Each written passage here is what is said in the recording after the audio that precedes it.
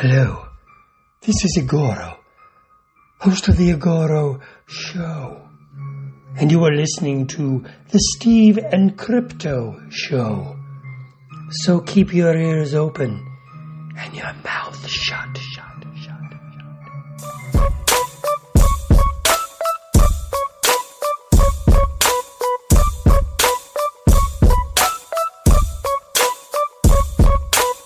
Hey, welcome to the Steve and Crypto Show, presented by thestevestrout.com. I'm Steve. I'm Crypto Zoo. Welcome to episode 154.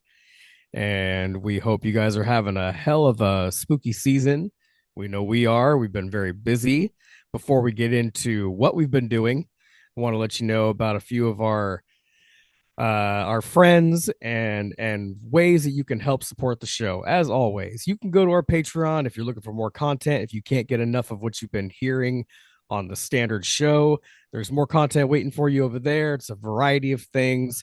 There's a lot of stuff that doesn't necessarily pertain to horror, but it's a mix of things that we like to do outside of the podcast, plus like movie spoilers and all kinds of other things like that. So go to patreon.com/Steve Crypto. You can check it out, and you can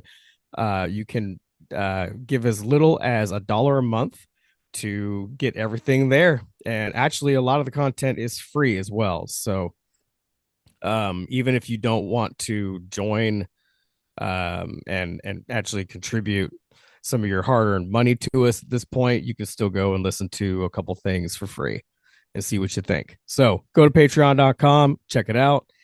And you can always buy us a coffee. That goes to helping out the show as well. Buymeacoffee.com/Steve Crypto.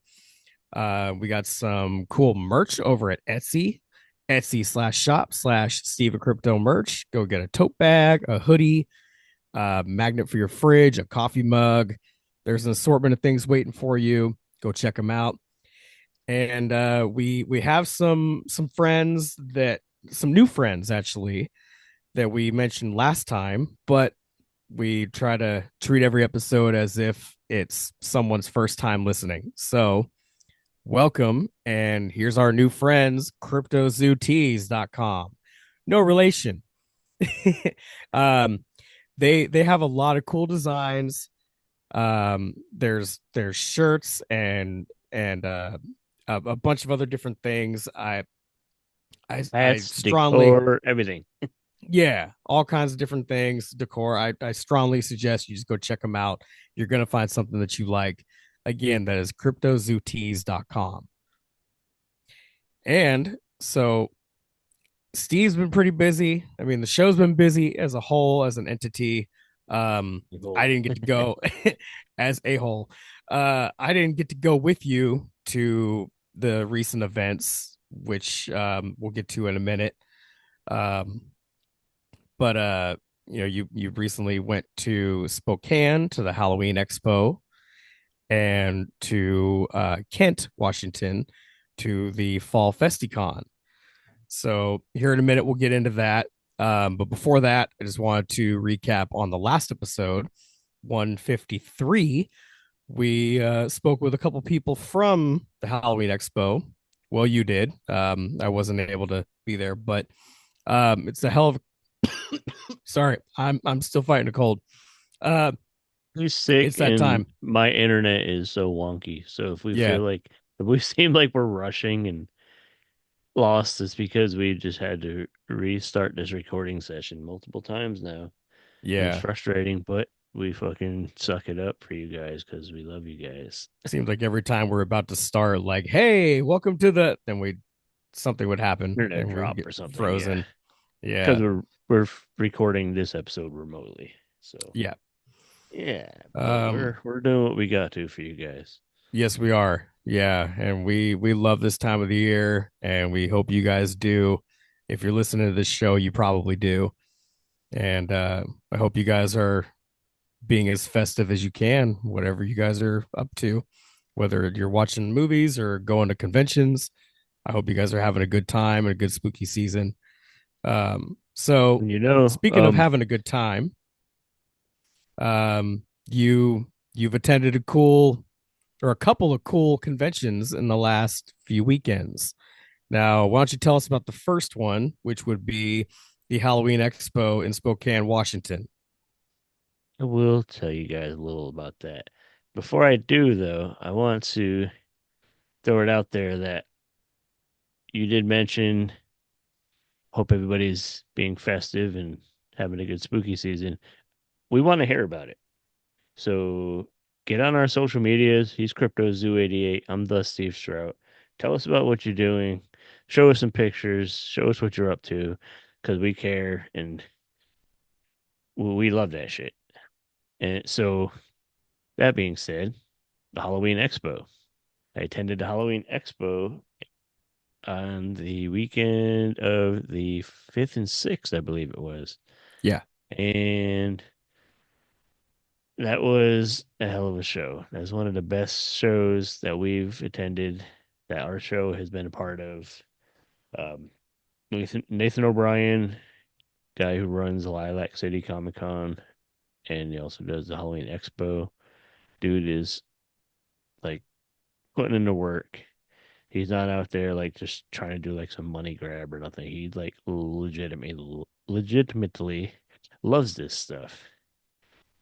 And it was, and I honestly, I'm honored that he invited our show to be part of his amazing events, and hopefully we do it again. But yeah, the Halloween Expo. If you listen to the last couple episodes, like you said, we had some guests from the expo to kind of lead up to it and hype it up. But it was a lot of cool people that were there. Um, Tom Matthews, uh, Brett Wagner, Kelly Maroney, Christine Elise, Christine Elise, V. Neal. uh, yeah, B. Neil, Bailing, all these awesome people. And I got to spend a lot of time with a bunch of them. Russell Hodgkinson, good friend of the show, which I hung out with him 2 weekends in a row, which was kind of cool. Um, so Russ was there. Chad Shares, who we talked to recently on the episode, um, he was there and busy and selling all his cool gross out art. And he gave me this really cool barf bag. I'll try to get a picture of it up. I don't remember if I did. I think I put it up on a video, maybe on a TikTok video. I put my Halloween Expo haul. So if anybody's on TikTok and want to give old man TikTok a shot, I'm not like the kids. I'm not cool like the kids, but I got some cool shit I posted up there. So just the Steve Strout, just like everywhere else. Go there and look at some videos, and you'll see my haul from the Halloween Expo. Because there's no way I was gonna be at a Halloween and horror convention as a guest, but just stay behind my table. Like, no, I'm going shopping, bro. Like, I had to go Yeah, get some cool shit. There's a lot of great that's vendors. you're lucky that you had somebody there to kind of hold down the booth. Our I friend James was still there would have helping went you out with shopping. that. Yeah, shout out James. Yeah. Thank you. You rock. You're always helpful at shows with us, and we appreciate him. He's like honorary member of this squad. Um, Yeah. Yeah, we but definitely thank I, him for I, all of his help. I still would have wandered off and shopped. I would have Just left pulled our some shit there. stranger, be like, stand by my Yeah, table here, come here. please. I'll give you a pin. But yeah, Yeah. dude, it was cool. Like, sold some merch a little bit. I didn't plan on selling merch. I planned on meeting people and, you know, hyping us, Yeah, hyping the show, passing out some cards and stickers and stuff, which I gave a lot away. And my, and I know it had an effect because I'm seeing numbers growing on social media. Like, that's cool. That's kind that's of, great. you know, um, that was my whole goal. But I did sell a few things. Um, a couple movies I was involved in. One we were both involved in. I Oh, you sold a sold Teddy copy. Scare, huh? I sold a copy of Teddy Scare, and I was asked to autograph it. So, Cool. so I got to sign that, and I signed one of the MMH movies, and I sold some Staples Spines, our buddies from down in Portland, from Horror Oregon. Um, the zine that I'll write for sometimes. Sold one of those. bunch of pins and some stuff. Some stuff moved, but it wasn't about that. But come buy it. You know what I mean? It's not our main thing, but come buy it. It helps. It helps the show, like you mentioned at the top. Now, did So that was cool. the celebrity guests that you were mingling with, did they seem to have a good time? Did they were they happy with the turnout? Most of them seemed like they were pretty happy. Overall, it was a great crowd. Everybody was having fun. It was very safe crowd, family friendly. A lot of people shopping and buying stuff. It looked like the vendors did pretty well. All the guests did well. Um, like I mentioned, Russ Hodgkinson was there, which was cool because Z Nation was filmed in the Spokane area. So he was getting a lot of people like extras and stuff that were on the show coming up to meet him. We're all excited because they get to Oh, see that's him cool. after a while. Nice. Yeah, everybody had a good weekend. There was some point. There was a couple potential interviews I almost got that I was kind of hoping to get, but um, timing when I had downtime, they had a line. When they had a line, you know what I mean? When they were Yeah. slow for a minute, I got busy. So it was like, it was hard to do, but I did manage to get one of the guests to come back because I was hanging, got to spend time with most of them who were all at the same hotel and stuff. One, we hung out after the show and set up a little mini podcast studio in the hotel, and John Abrams came on That's the right. chat. Now, a lot of people listening might not know him by name, but I can tell you that he is in the #1 movie in the box office right now, and it ain't Joker 2. He's in Terrifier 3.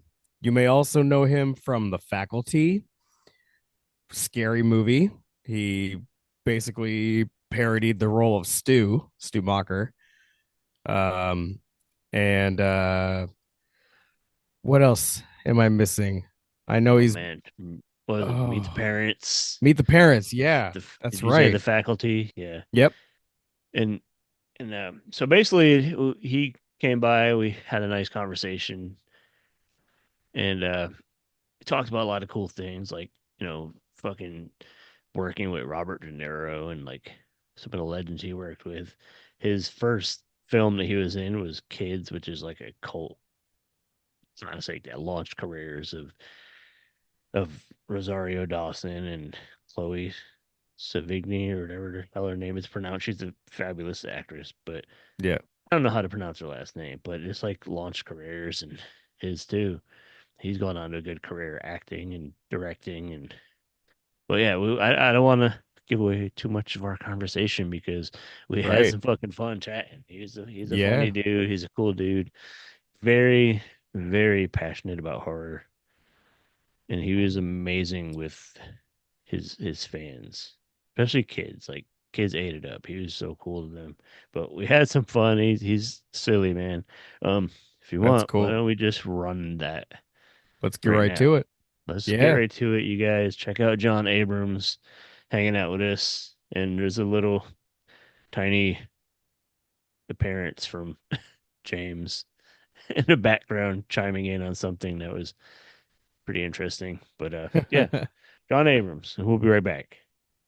Hey, everybody, this is Danny Roebuck. Come on, my face is familiar. I'm sure my voice is familiar too. You are listening to the Steve Crypto Show, and that means that you have good taste, almost as good a taste as I have. All right, Steve Crypto listeners and our friends from the Halloween Expo.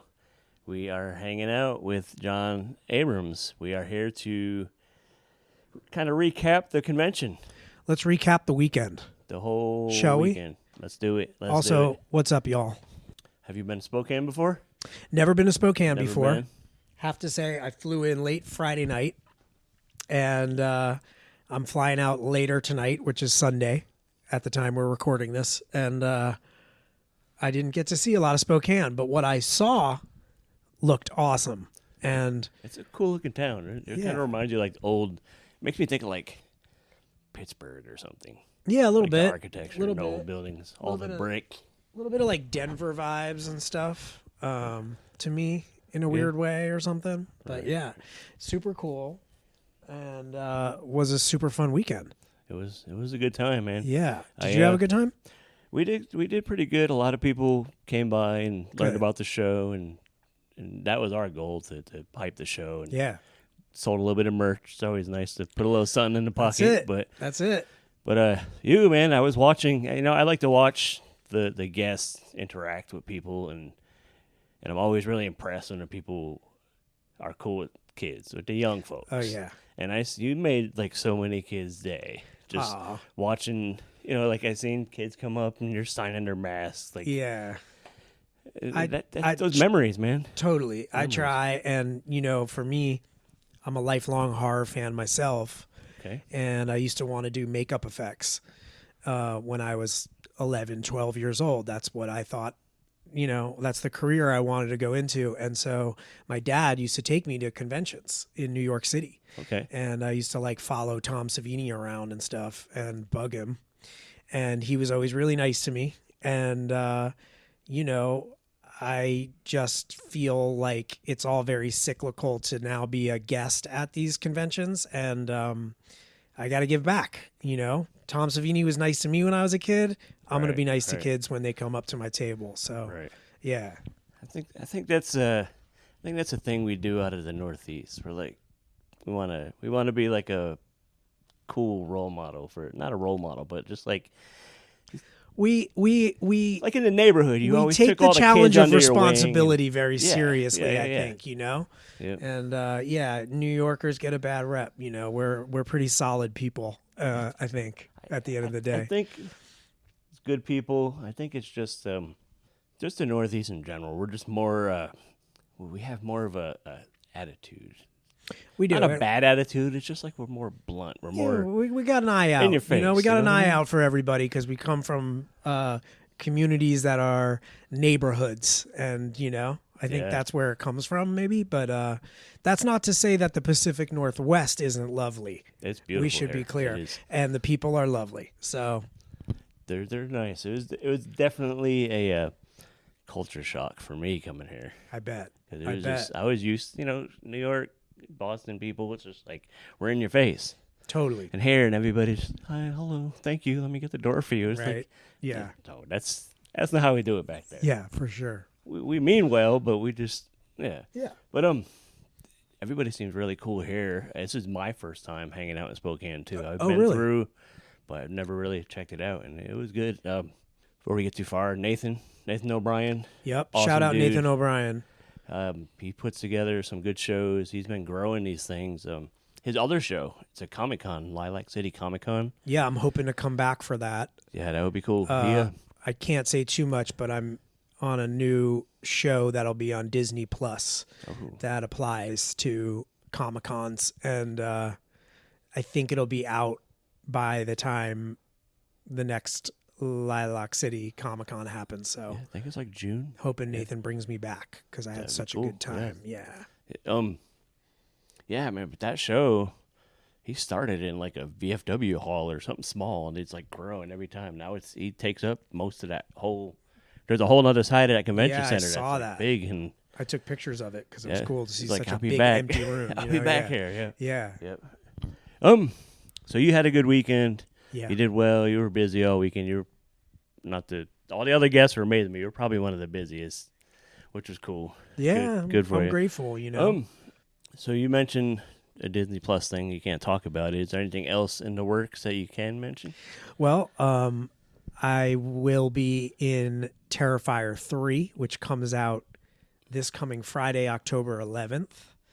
Not to date this podcast because it may appear in your ears after October 11th. It could be this Friday, or it could have been last weekend, or whatever. Yeah. Coming out imminently, and really psyched to be a part of that franchise now. And I met Damien doing cons, and I think when I met him, they were just getting ready to make Terrifier 2.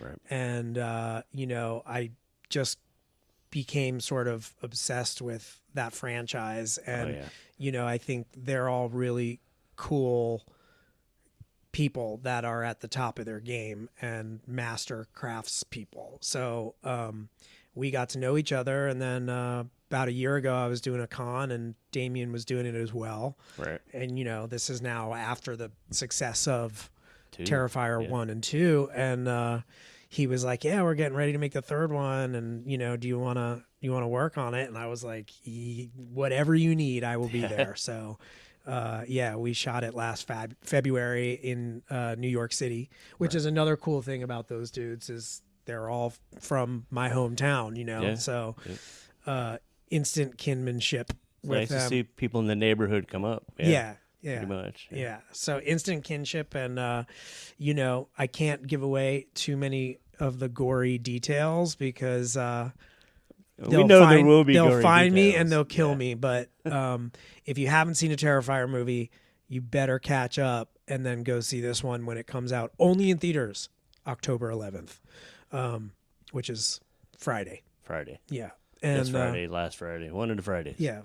A Friday. October 11th. A Friday, listeners, a Friday. The perfect day to go watch Terrifier 3. Totally. And they've already been screenings and stuff, and stories about people vomiting and running out of the theater. We've had people vomiting. We've had 2 people fainted at the Australian screening. Were you at any of the screenings? I wasn't. No. They just did like a little European screening tour. Okay. And they were in England and Spain, I think. And so I will be at the premiere this coming Tuesday in New York City. And I'm looking forward to that because Tom Savini, who I mentioned before, is also in Terrifier 3. And he's going to be there. And so I'm looking forward to hanging out with Tom. He's just making it fun, just bringing all these people in. He's like bringing Chris Jericho back and all these other people. He brought Chris Jericho back. Who else is in this one? Dan, he's in Stream, and he plays Santa Claus in the new one, a new Terrifier. Really? Oh, Danny Roebuck, yeah. Yeah, Danny Roebuck. Yeah, he's a good guy. Yep, yeah. legend. Yeah, man. Yeah, so lots of legends, and, I'm just psyched to be part of the franchise now. Right, so you haven't seen the finished movie yet. I have not. Oh, man, so you're gonna bring your did you get your official Halloween Expo Chad Shears barf bag? I did. You did get a barf bag? Yeah, or bring it to the movie? Oh, yeah. You might need it. I'll bring it. There you Maybe go. give it to someone else. Yeah. And then frame it full of barf and give it to Damien as a gift. He would probably like it. You know what? He might. He's a sick puppy. Don't be fooled by his kind exterior. Yeah. There's a sick individual under there. I think that just goes with like horror fans and filmmakers. We're all the nicest people, but we're kind of fucked up. Yeah. But you know what? I think part of that is that we release some of the repression by working on horror and, the like. And so I think we're kind of a little more comfortable because we're able to release some of those repressions and things, kind of totally, you know. For sure. So you mentioned being a lifelong horror fan. Yeah. What were some of your early favorites? Well, when I was like 5 or 6, Creepshow came out. The perfect age to watch it. My dad took me to it because my dad is an animator and, loves the technical side of making movies and stuff. And so he's always been really into like monster movies and stuff like that. So he took me to see Creepshow. And it traumatized me for a very long time, although I loved it and I was like totally obsessed and I wanted to be, it's Father's Day and I made you a cake, for Halloween that year. I remember that's what I was. You were probably the only kid that wanted to be that too. Yeah. I mean, I remember I went and got like a mask that was like, a zombie with like snakes crawling out of the eyes and stuff. And, carrying around a cake or something, I think. But that's awesome. Yeah. So I my dad always showed me all kinds of horror movies, creature features and stuff like that. I was like super into like Abbott and Costello Meet the Wolfman and, you know, or is it Abbott and Costello Meet Dracula? Whatever, Frankenstein. Yeah. Yeah, those are like starters for a lot of people. Totally, totally. And so I was into all kinds of stuff. And then, you know, as a result, I just continued to see all kinds of horror movies at a very young age. And, you know, by the time I was like 11 or 12, I was just full on obsessed with horror, and all that. So my top 2 favorites of all time are Texas Chainsaw Massacre, the original. Yeah, that's can't beat it. In my opinion, you can't beat it. Yeah. And it's an amazing film. It's an art film. I think, you know, it's so raw and it feels so real and often imitated, never duplicated. Right. And then my second, which I got to see last night, if we're doing a recap of the weekend, at the Garland Theater in Spokane. Everybody should go to this theater. It's amazing. It's from the 40s. I got to see Return of the Living Dead, which is, awesome. You know, number 2 for classic. Me. You know, only behind Texas Chainsaw. I love it. That sort of like slightly comedic horror. Yep. I find to be truly terrifying because it's, you know, your brain doesn't know whether to like be threatened or laugh, and that's jarring. You know, that uncomfortable laughter. Yeah, and man, it was just so cool to see it with Tom Matthews presenting it. How cool is that, right? You watched it with like one of the main. I watched it with Kenny, the lead. Yeah, so that was a trip. I've never seen it on the big screen. Yeah. It's not one I saw when I was a kid in the theaters. Yeah. I guess I saw it on VHS, you know, I think a lot of us got that one on VHS and it's one of the ones that always stuck with us. Yeah. I think the zombies started talking and like the brains thing. Yeah. That's where that came from. Kelly Maroney, another legend, was there this weekend, and, you know, Chopping Mall and, you know, another classic. Night of the Comet. Yep. So many, but definitely Chopping Mall was like, you know, my video store had like the poster for Chopping Mall, like all the time. Like for years, they just for some reason had Chopping Mall up. The video art, man, was always the best. Oh yeah, goddess. I actually have a Frankenhooker. You have the talking one? I have the talking box, and it works. Yeah. Oh man, it's a Frankenhooker VHS box. And it has a press me button, and when you press it, she goes, want a date? Want a date? Want a date? Yeah. Have you done a show with her? I have. I did.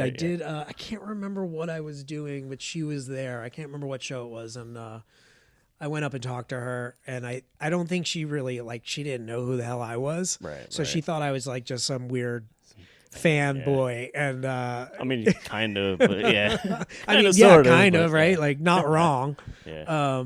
And I was like, you know, I had your poster on my wall when I was a kid. And she was like, okay, dude. But she makes patches, Frankenhooker patches. They're really cool. And so I bought a couple of those from her for friends and stuff. Nice. Yeah. Big up, cool. Patty Mullen. Yeah. Legend. Did she, I noticed on recent shows she's been dressing and. Yeah, she does like photo ops and stuff. Yeah, it's cool. That's cool. I mean, she looks great, you know? Yeah. She looks she doesn't look much different. So. Right. God bless her. Heck yeah. She's doing something right. Good on her. Boom. Yeah. Thick New York accent, too. Yeah. Gotta love that. Yeah. You know? She's a tough New York City chick. Love it. Love it. What about some of your early stuff that you've done besides horror? Like, what was your first... foray into cinema? Foray My first foray into cinema, Steve, was... So like I said, you know, I got to see all kinds of movies from a very early age, and my dad put me on to everything, and you know, I just loved movies, and I didn't really want to be an actor. I wanted to do something behind the camera, like the makeup and I stuff, was like kind of going into a life of visual arts. You know, that's what I was kind of excelling at when I was a kid, and I went to like an artsy high school, and they had like a film class, and I took the film class there, and, you know, made like crazy Super 8 sort of surrealist films and all this stuff. And then I was in a movie called Kids, which came out in 1995. And the rule for that movie was they didn't want anybody who had any acting experience.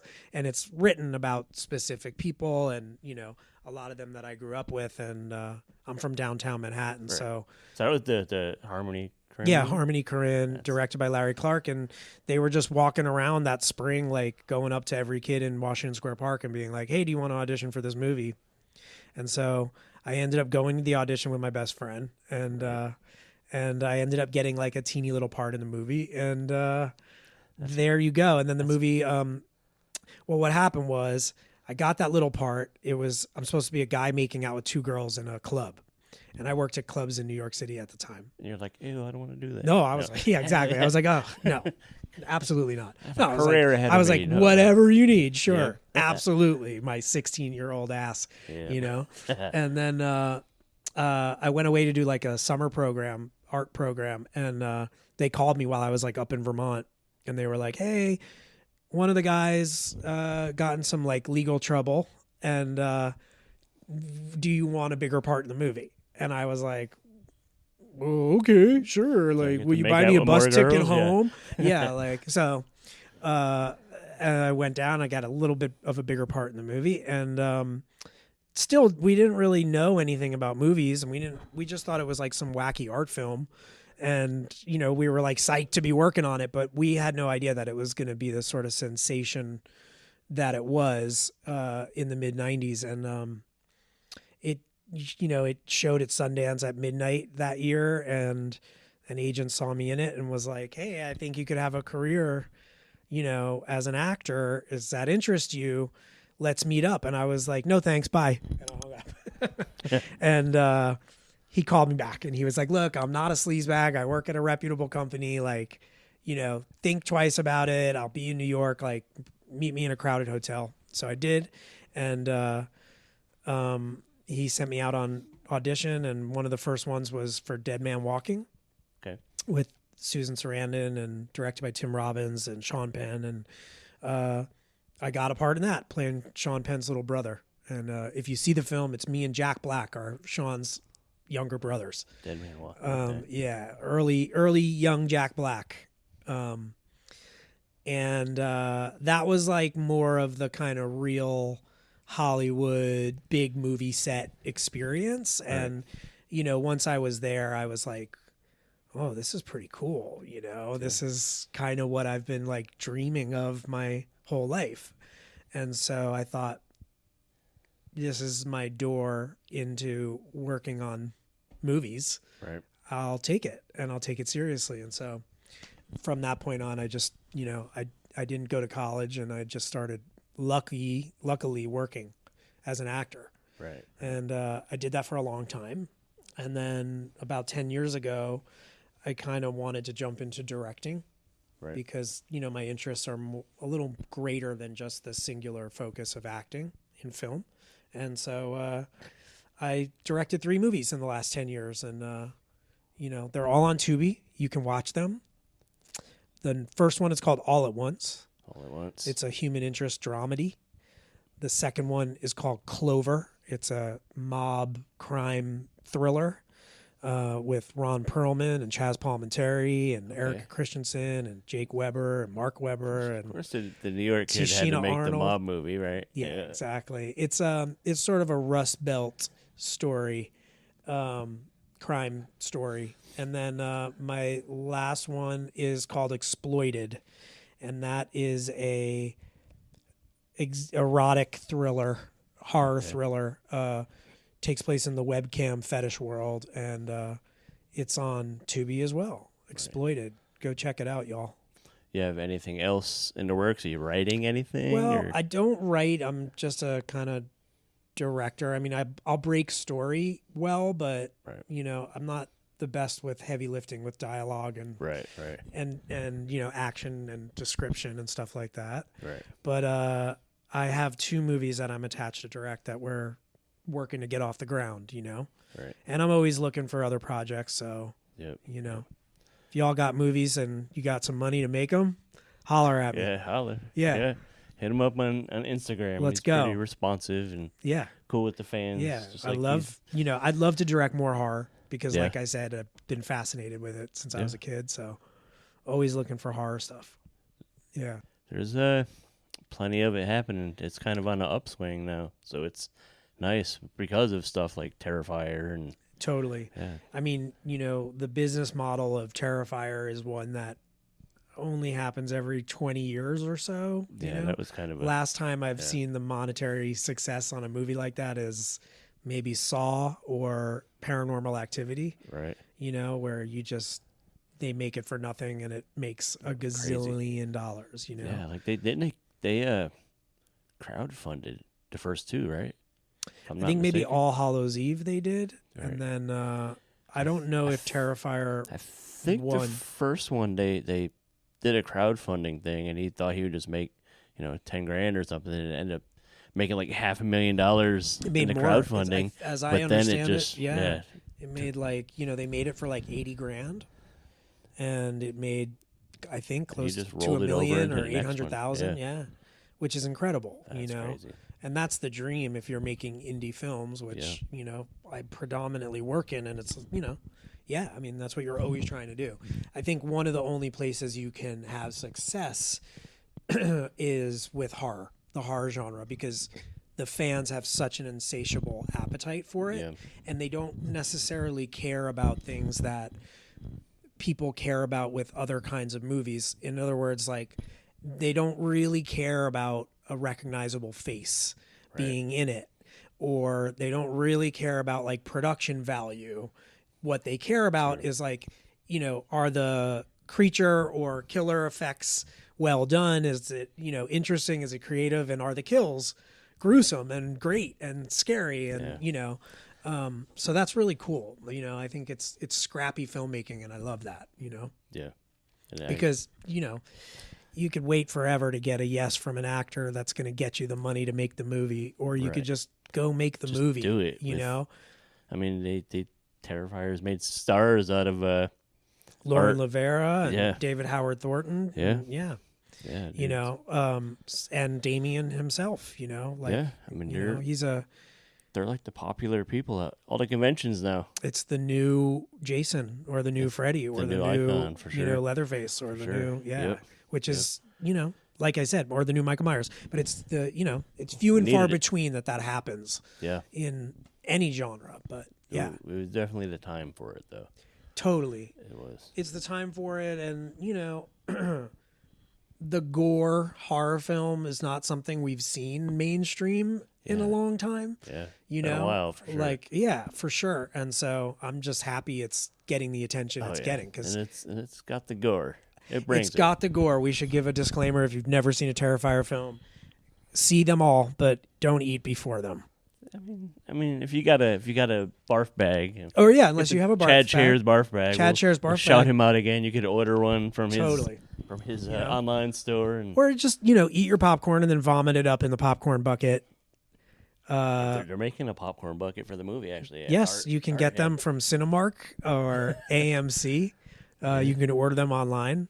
So do you guys all get one because you're into movies? Did they just send you? I don't even have a baseball hat, like a crew baseball hat. I want one. I'm mad at them, but I'm gonna call your agent. Grind them down. Yeah. Somebody needs to look into it. Yeah, I'm gonna be like, what the f?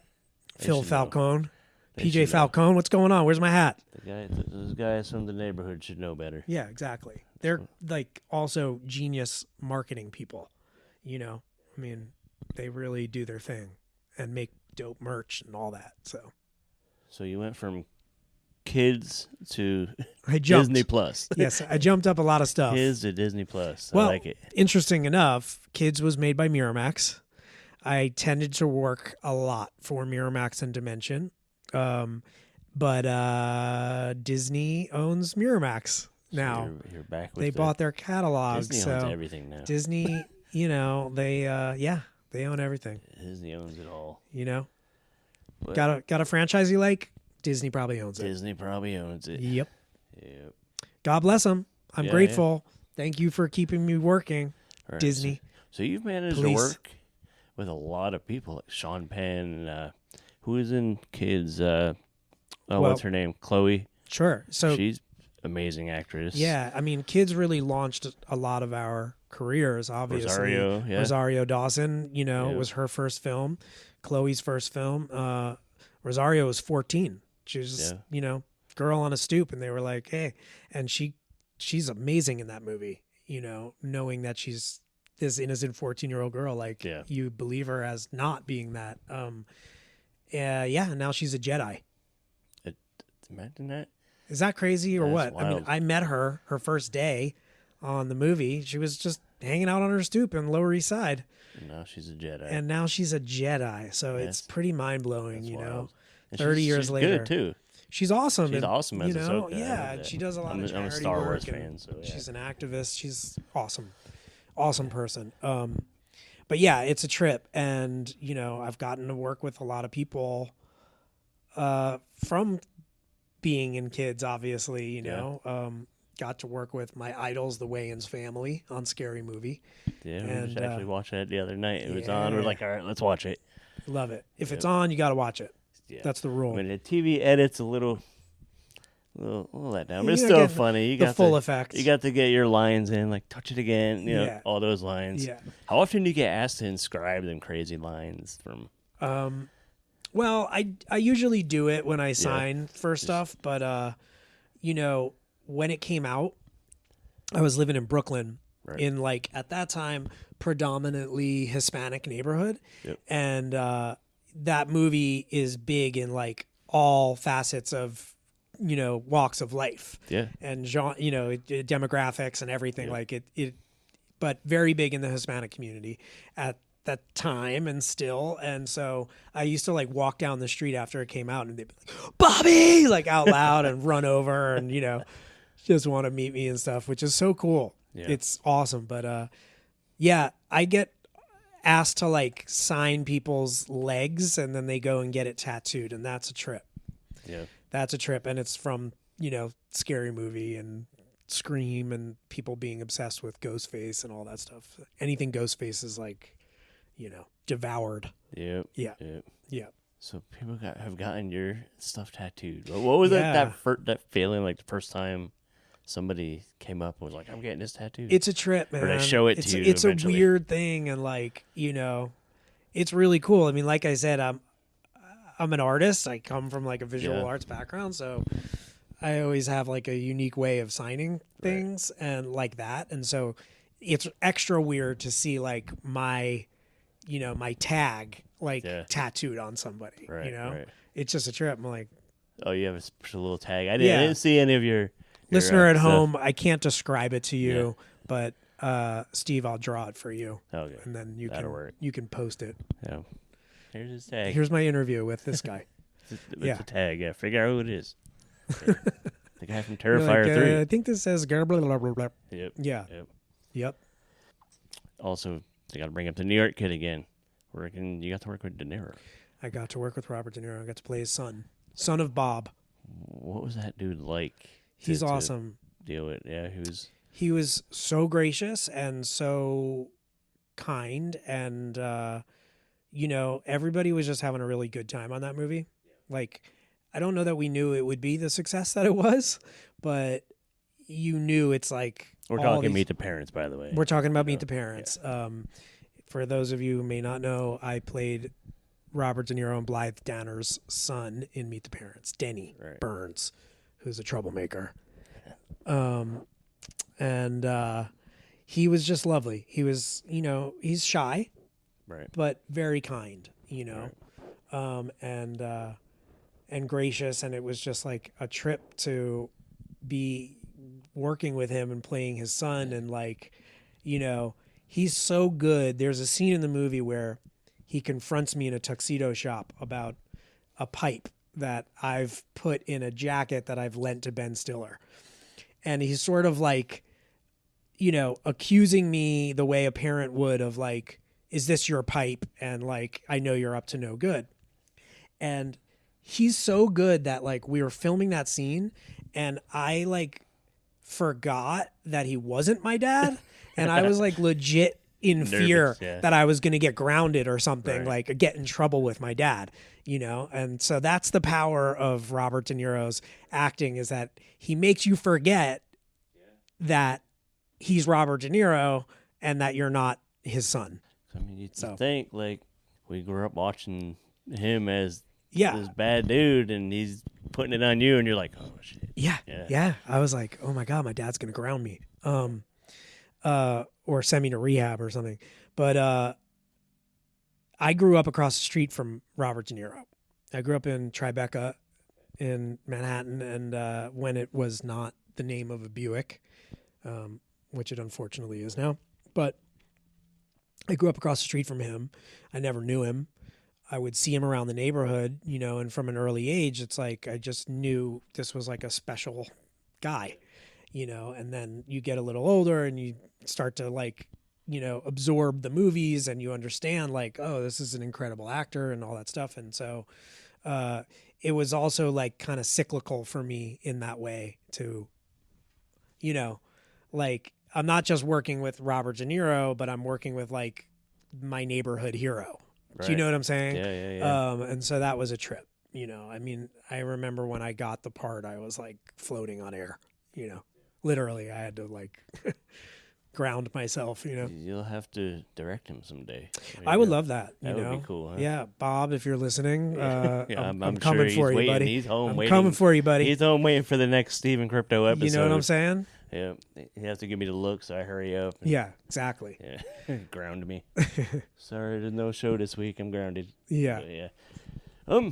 So what's next for you? What do you got coming down the pipelines? Any more shows, conventions? Yeah. So I will be at Nickel City Con in Buffalo, New York on October 12th through 14th, I think, or 13th and 14th.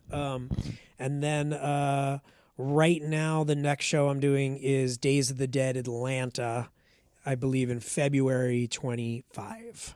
But I'm always trying to jump in and do these things. So I'll probably be at some others before then, I would think, especially with Terrifier coming out. Yep. That, I'm sure that'll be promoted for the next Definitely. rest of the year. But that's the big one. The listener can follow me on Instagram at The Real John Abrahams. At The Real John Abrahams on Instagram. And I always post where I'm going to be next and what's going on and all that stuff. So follow it. And he's very cool with fans, so make sure to say hi to him. Definitely. Shout out, let him know. I give out candy at my table in a very non-creepy way. And I love the kids. So I did, but it was kind of creepy. Yeah. Did you?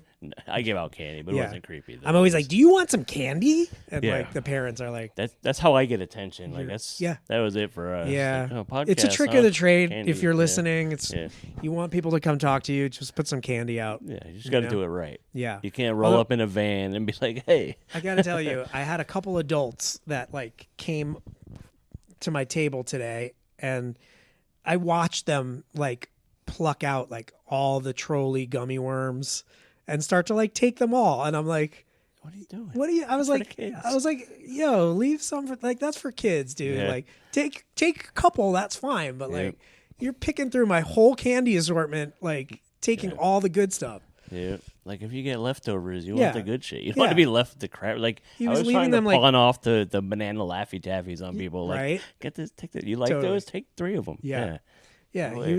He literally left like the butterscotch from my mom's purse. That was still there from the 80s. Grandma's little strawberry. Yeah, pack of certs. That's all he left for these kids. Shame on you, whoever you are. Stick of Wrigley's that tastes like purse. Yeah, exactly. Tastes like leather. The good stuff. Italian leather. So is there anything else you want to throw out there? Well, no. I mean, follow me on Instagram. I'm always updating and letting people know where I'm going to be. Right. I travel a lot. I love meeting people. Like I said, I used to go to these conventions, and so I love being at them, and I love meeting people. And, if they got some joy out of something I worked on, that's worth everything. So, Is there anyone you're hoping to run into at a convention that you haven't? Yeah, I really want to be at a con with Tracy Lords. Okay. I was obsessed with the movie Crybaby and her in it specifically, and I had her poster on my wall from that movie, and I sometimes narrowly miss being at a con that she's at. So yeah, I'm always waiting to meet her. She's out doing them, that's for yeah, sure. Yeah, so she does them. you'll get her. So hoping I'll meet her, and then trying to think. I mean, there's definitely some other legends of horror that I'd like to meet, but I've met a lot of them doing these things, so Yeah, it's pretty that's cool. one cool thing about it. Yeah, Yeah, it's pretty great. So Tracy Lords, if you're listening, I'm coming for you. There's definitely a better chance she's listening than Bobby De Niro, though. Well, you never know. I'm going to go out on a limb and say Bob De Niro and Tracy Lords. They're both fans. You're both fans of the Steve and Crypto They're show. going to order T-shirts, I hope. Yeah. Where can they order the T-shirts, Steve? Oh, we have a shop on Etsy. A shop on Etsy. And what's the shop called on Search Etsy? Steve and Crypto, and the merch page will come up. And All right. We're actually doing a sale right now, so perfect. Awesome. Through October, 'cause it's our month. You heard it here first. The Steve and Crypto sale. They've heard it here for 153 episodes, but yeah. Check it out, y'all. Well, I'm speaking specifically to Bob De Niro and Tracy Lords at this point. They heard it. Yeah. So now you know, guys. They know. They're on it. And I'm going to sell 1,000 shirts overnight. Right? Yeah. All to a Mr. Bob De Niro. Yeah. They'd be like, what the? He probably has a fake name he uses. I wonder what his name would be. Travis Bickle. There you go. Yeah. Right. My favorite movie of all time, by the way. Well, I thank you for coming and hanging out. Thank you, Steve. I'm Thanks glad we can make it work. Spokane. Yes. And it's cool, man. I'm glad you enjoyed it. I'm glad you want to come back. And we would. I'm sure we'll probably cross paths at a show. Oh again. yeah, we will. We're gonna do this live from Lilac City Comic-Con. So if we both end up June. here, we'll do a thing. We're gonna be there. I'm sure. manifesting it right now. All right. All right. That so, and me selling 1,000 shirts to Robert De Niro. Nathan, I know It's you're happening. listening. Do not disappoint. There you go. I'm sure he's listening. We guarantee that one. Okay, Nathan good. will listen. Nathan's listening. Robert De Niro, it's like he might be a little bit. Well, you keep saying that, but I'm going to call Bob after this. And I'm going to say, right. Bob, All right. we haven't Check it spoken out. in a number of years, Yeah. but He'd be like, "Who are you?" yeah, exactly. I ran into him on the street once, and I was like waving at him like, "Hi," and he was looking at me Your like, "Who the son." fuck are you?" And I was like, Remember "Do you the remember pipe? me?" And he was like, he knew that he knew me, but he Yeah. wasn't sure where. And he was like, "Yeah." And I was yeah. like, "Okay, have a good day, Bob." It's me with the pipe. Hey, he can do no wrong. All right. Well, John Abrams, thanks for hanging, dude. And thank you for having me. It's a pleasure to be here. Peace. Hey, I'm Felissa Rose, Angela from Sleepaway Camp, and you're listening to the Steve and Crypto Show. Yeah! All right, we are back. Thanks to John Abrams. Thanks to Nathan O'Brien for inviting us to that show. It's an amazing show. It's full of vendors, artists, authors like our friend Laura Semp, who's also At Fall Festicon. at Fall Festicon with us this weekend, which we're going to talk about in a moment. But before that, I want to mention another one of our friends to the show. It's a company called Gothcloth.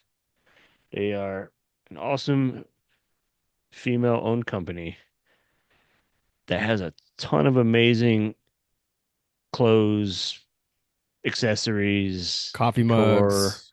all kinds of cool, spooky stuff for all you goth, spooky, horror-loving weirdos.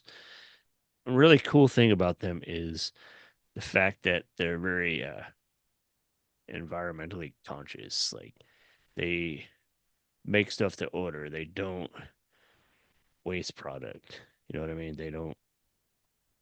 They care about their carbon footprint, and they're saving the world one T-shirt at a time. But Gothcloth, check them out. They're on social media. They will be linked up in our show notes, along with any other friends and guests. This is our. If you're listening to this show, you'll probably find something there that you like. I know I say that a lot, but it's true. You'll find something that you enjoy. Just go on a shopping spree at like every place that we mentioned on our episode, including our merch shop, and you'll be happy. That's right. But did you say Festicon? Yeah. You were talking about Laura being there, and there were a bunch of other vendors, I'm sure, that were there. It was my wife and I was our anniversary weekend, so that's why I wasn't able to be there. But I wish I could have been there to hang out with you guys that attended. If you did come by and you're listening, thank you for coming and checking it out, and I hope you had a good time. So yeah, we've been there before at previous Festicons, and the same people also run the Meeker Street Nerd Party, which is in the same location. So we were kind of, we're familiar with the area and knew kind of what we were getting into, or what you were getting into. So overall, how did this year's Festicon go for you? It went good. I was trying to say shout out to our friend Willie.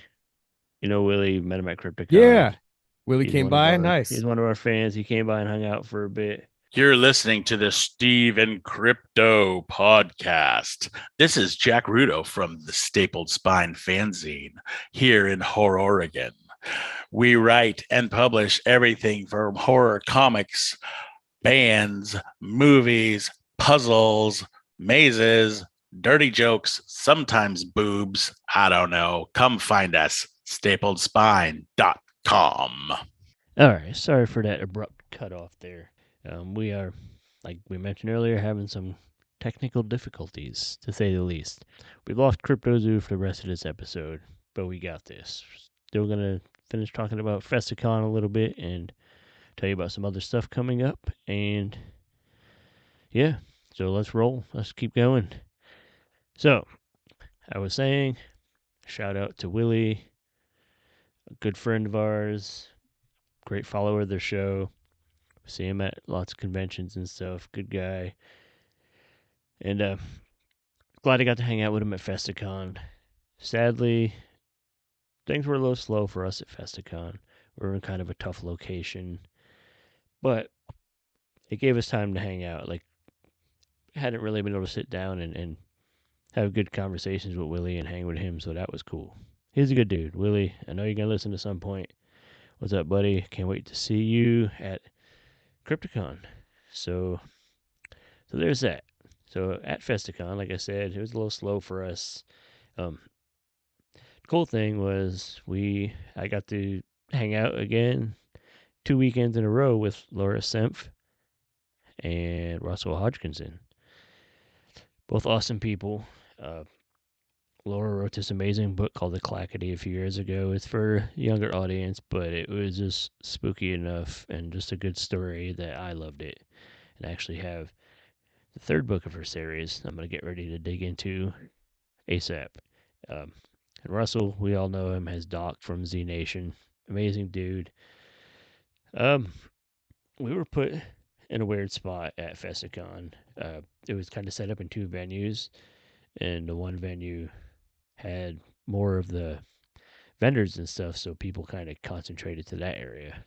And we were over in the other venue where there was also a cider tasting event, which I thought would probably be good for us, but yeah, it kind of left us as kind of an afterthought, which it was a bummer, but we still had a good time, and it was, of course, great to hang with Russ again. Everybody who did come hang out was super engaging and cared about the show and enjoyed it, but I made the best of it, and I went and chatted with a couple people from the vendor room, notably Joseph and Brianna from they are the two I don't know what their titles would be, but they mentioned in the show, but they're like the driving force behind the Seattle chapter of the Horror Writers Association. So I had a couple conversations with them, and I'm going to run those for you, maybe a little something in between, but I'm just going to run them because, like I said, technical issues, and right now I don't want to risk losing the whole episode, so I'm going to run those, and we're going to get back and chat a little more. I'll tell you what's coming, what's going on, about some other stuff we're involved in, and I will have some music for you at the end too, like we do this time of year. So we'll be right back. Meet our friends from the Horror Writers Association. Hi everyone, this is author Raina Young, and I wanted to let you know about my new book, Slasher Girl 2. Slasher Girl 2 takes place right after the first book, and for those who don't know, it's a rape revenge story about a girl named Samantha who's obsessed with horror, and when the unthinkable happens to her, she creates her own outfit and goes after those who deserve it. Both books are now available on Amazon in both paperback and ebook. Check them out, and happy Halloween, and be sure to always tune in to the Steve and Crypto Show. All right, hey, Stephen Crypto listeners. We are hanging out at the Fall Festicon in Kent, Washington, and I am joined by Joseph. He is a member of the Horror Writers Association Seattle chapter. He's going to tell us about what he's working on and some stuff he's put out and about what the Horror Writers Association is all about. Start with who you are and what you do. Might as well. Thanks for having me on. Appreciate the opportunity. My name is Joseph B. Wilkie, a horror writer local to the Seattle area. I have 2 published comic books out right now that you can get on Amazon, House of Doom and Coffee House of Doom, the second one being an anthology all about coffee-themed horror stories. Coffee and horror. My 2 favorite things. My 2 favorite things, yeah. 2 of my favorite things. There's a couple other things I like that's up there, but I got a lot of favorite things, but out of like the whole list, they got to be top 2 at least. We can't discuss my favorites up here, but different podcast, right? Different show, different episode. And how about the Horror Writers Association, if I could say it? Yeah, to break it down, HWA is an international organization, right. So there's chapters all over the world. It is one of the most prestigious writing organizations that's out there, and I am co-chair of the Seattle HWA, which has been one of the highest honors of my career. It was pretty great being able to not only help start this chapter up, but watching it grow in real time. We've only been around now for about 1.5 years at this point. Right. Every single time we have a meeting, there's more people there. There's new people there. We're able to really facilitate a community and have hit a goal that my personal goal was making it worth signing up for and being a part of. And being at events like this makes it worth being a member of the HWA. So what are the requirements and benefits of joining? Requirements really depends on what tier that you want to get in. There's a point where you can just sign up for it. And I think you just pay a small yearly fee in order to get there. The only drawback is that you're not able to vote in our yearly Bram Stoker Awards. Okay. Which to me is the only important award left. I feel like everything else has kind of lost its credibility quite a bit. Yeah. And that's kind of the only award I ever want to win in my career. But if you are able to qualify, you just got to show proof of proof of income through how much you've published. And I believe the threshold is between $25 to $50. So if you've made that through publishing, you can prove that on a pay stub. When you go to apply, pay for the yearly dues, and you're in. As far as benefits goes, unlimited in my opinion. So we have access to what's called the mentorship program. So that is a one-on-one mentorship program where you get to work with a published author, have as much time as you want with them. They will answer any questions that you have and work with you directly. It could be as simple as, do you have any advice on how to navigate through the industry? It could be, here is this story that I wrote. What is your feedback on that? And you're paired up with somebody who has years and years in the publishing industry. Right. So there's that networking side of things. It's not just the networking thing. Networking is a great benefit to it as well, because we do have our yearly StokerCon, right, which is an event that all of the authors all of our members from all over the world show up to. Right. But it's more of not just networking, because networking to me is you go to an event, you meet somebody, you trade business cards, you talk, you chit chat, right? Right. This is more very one-on-one, sit down with somebody and really hammer out what might be going either wrong with your work or where you can get improvements on. And that to me is a little higher up. I don't know what the correct word for it is, but it's a little higher up than networking. Yeah. Right. Have you attended the awards? Yeah, I went to the Bram Stoker Awards in 2023. Right. I was not prepared for the amount of clapping that I had to do. So by the end of it, my hands were very sore. But that was the first award ceremony I'd ever been to. And that was pretty much going to the Academy Awards for horror writers. It was incredible. Who were some of the big draws there that year? Haley Piper won an award for her book when that first came out. So that was a distinct memory because the roof almost blew off the place when it was announced that she won. Right. Cynthia Pleo was there, and I got to hang out with her, which was great. This was in 2022, and I have the memory of a goldfish, so I do forget some of the guests of honor.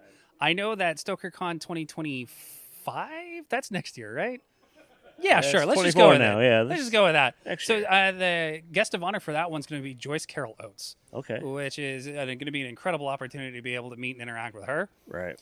But it is beyond worth it to go to something like that. What have you gained the most from being a member personally? Personally, there's been so much because we've had so many incredible opportunities and events come up. This year alone, I got to be at an event that was hosted at my local Barnes & Noble, the biggest book chain that's in this country, or at least in this state to me. And I was able to go there and sell my books legitimately through that store, which is a milestone for anybody who's trying to make it in this industry. Yeah. So that was because of the connections that I had made through HWA and my local HWA chapter. That would not have happened if I wasn't a member and active in my local chapter. Do you have anything else in the works right now? Right now, I'm working on a couple comic books. Right. I'm drafting a whole bunch of novels, but it's really boring to talk about stuff that hasn't been produced yet. Right. So keeping all that under wraps. But I did announce a comic book that's going to go to Kickstarter here pretty soon called Emotional Attachments to Inanimate Objects. Nobody believes me when I tell them that it's a sci-fi romance, but I promise it is a sci-fi romance. Okay. So where can people keep up on you personally on social media and the HWA? If you're interested with the HWA, definitely look us up. Everything, we are at HWA Seattle. That is our Instagram handle where we are the most active. I am on all sorts of social medias because there's a million platforms now, and it's a nightmare to keep track of everything. But if you're trying to find me specifically, I am at #spooky. All right. And, of course, I always share links when we post things up. So yeah, I'll send those your way. Joseph, thank you. Thanks for hanging out. I really appreciate it. We'll definitely chat again down the road and tell me more about the comic later. You got it, man. Thank you. Thanks. Hey, it's Sven Gooley from MeTV. You see me every Saturday night, but right now you're listening to the Steve and Crypto Show. Don't confuse that with the Beeve and Scripto Show, which is Jerry Mathers talking to a pen. You might have to Google that one. Anyway, and please continue to support the horror hosts who are all out there. You know, I'm very grateful for your support, and the fact that we've nationally been successful has actually shown some TV markets that there is a need for hosted horror. So it's great that we're continuing the genre, and we need your support. So please keep supporting horror hosts. We thank you. I do too. Hey, Steve and Crypto listeners. We are hanging out here at the Fall Festicon, and I have another member of the Horror Writers Association. And let's just jump in and introduce yourself. Yeah, my name is Brianna Malaki. I'm one of the co-chairs of the Seattle chapter of the Horror Writers Association. And, going off of that, I'm also a horror writer myself. So tell us about some of the stuff you've written. Yeah, so my main focus in horror is poetry, specifically body horror. And so my collection that came out last year is called Fashion Trends, Deadly Ends, and it's all body horror inspired by historical fashion trends. So my background's in costume design. Right. So it takes you head to toe through different topics. There's a lot of fire, death by fire, stuff's laced with arsenic, makeup having lead in it, a lot of poisonous stuff, that sort of thing. The good stuff. Yeah, the good stuff. The good stuff. Those historical ways to die. So what does your role in the Seattle chapter entail? Yeah, so I do a lot. I wear a lot of hats. First off, I do manage our website and social media. So I make all of the graphics, I run the blog, I update members' bios, all those sorts of things. Along with Joseph, we both kind of organize the actual meetings. We're here at events like this, where we organize get-togethers for members outside of selling opportunities. So that kind of includes writing groups where you can kind of swap stuff, get feedback, as well as movie nights, those sort of things. And do you guys actively recruit? Sort of. Like, we use events like this to really talk about the Horror Writers Association and what being a member gives you, because there are a lot of things that people don't really think about.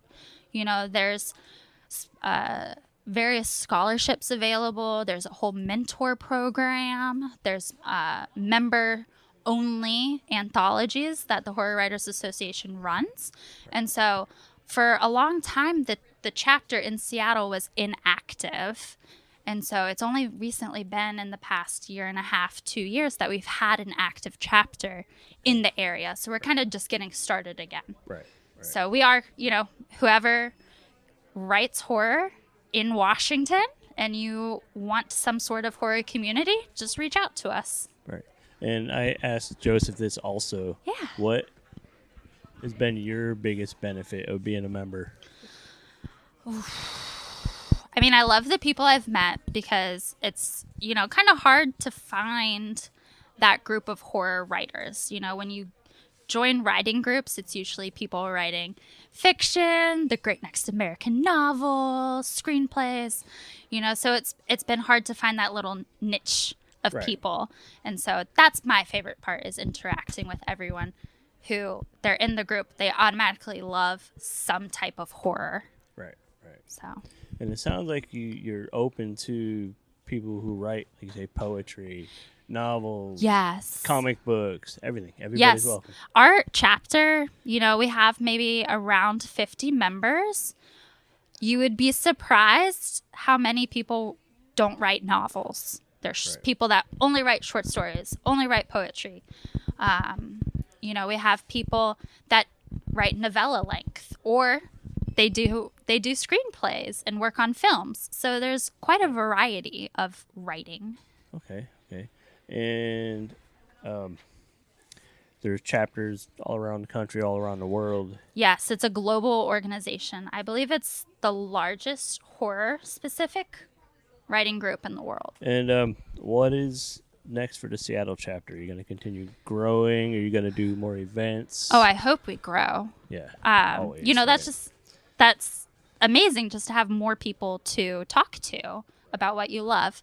But, we are at Stalker Farms, where we'll have a table the next weekend, and we'll be reading stories for several hours, Friday and Saturday. We'll be at Crypticon Seattle next year, of course. And we do a lot of workshops for our chapter with other more well-established writers.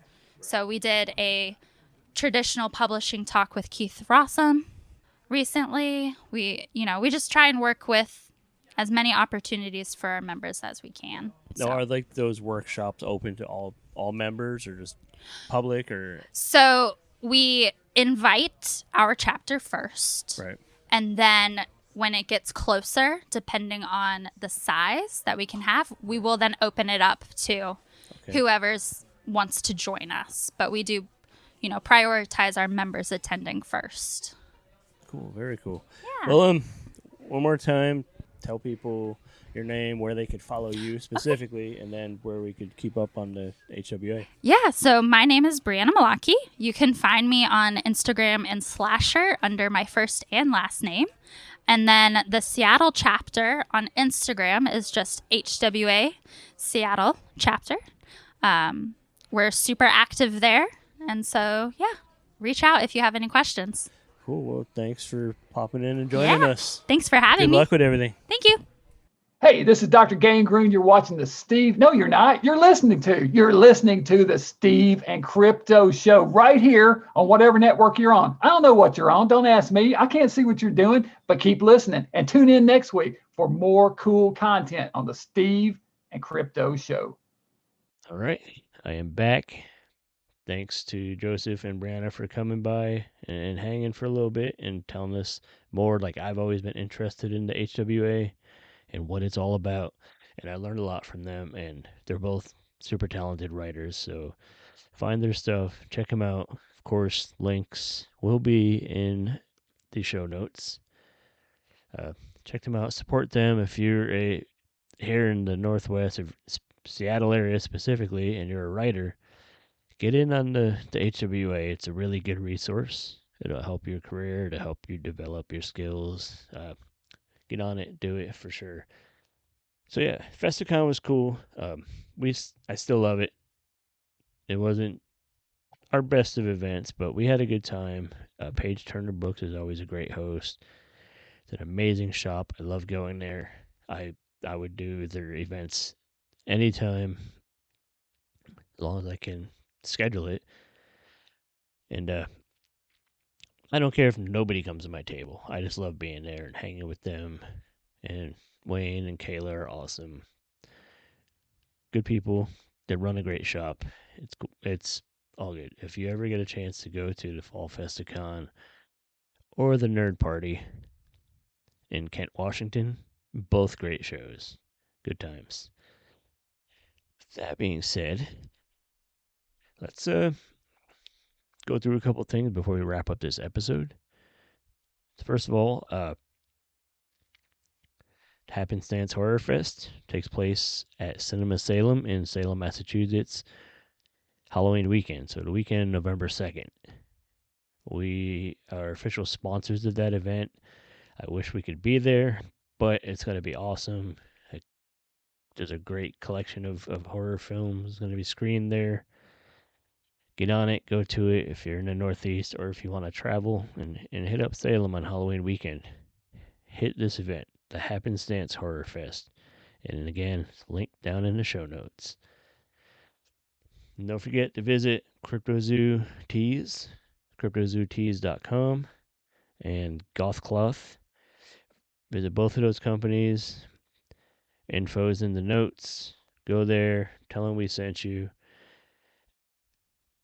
I should have mentioned prior at Festicon, I got to hang with my buddy Roy from Galactic Druid Treats, who we've been hyping on here. Go there, order some of their amazing freeze-dried candy. That shit is so good. Those Skittles are like amazing. And especially the sour ones. Get the sour Skittles. And then when you order, use Steve Crypto at checkout. You get a discount. Like, what more can you ask for? So, that being said, our next event that we are appearing at is the Grit City Comic Show in Tacoma, Washington on November 9th. That is one of our favorites. Between that and Crypticon, those are like our home shows. That's like where we thrive or something. I don't know. That sounds stupid, but whatever. November 9th, Grit City Comic Show. Steve Crypto will be there. A ton of amazing artists, authors, comic book people, vendors. I always spend way too much money there. So come there, spend a lot of money with me. And we'll be there with merch. I'll be there with some movies I've been in. You know the spiel. Come by, come see us, come hang with us, spend some time at our table. Go out, support these vendors and amazing creators. This is our family. And what else do we got for you? Thank you again to the guest, Joseph, Brianna, Johnny Abrams, who is freaking awesome. I definitely want to connect with that dude again. But now it's time to wrap the show, and we're gonna end it with some music, just like promised. So we have a group, a surf rock group called the Rumtones, and they sent us some tunes to play for you. So we're going to play this song called Coffin for Two. You'll dig it. Check out their stuff, the Rumtones.bandcamp.com. Check out their music. Buy some of the music. Support this group. Support all the musicians and bands and stuff that we're playing on the Steve Crypto Show over the spooky season. Because they're all super talented and they're all working their butts off to be heard. So support them. Spread the word. Show them some love. Tell them we sent you. Now, thank you guys. We will see you on the next episode, which will be the Halloween episode. And we got a fun one lined up for you. Stay tuned for announcements about that. But check out the Rumtones. Happy spooky season. Peace.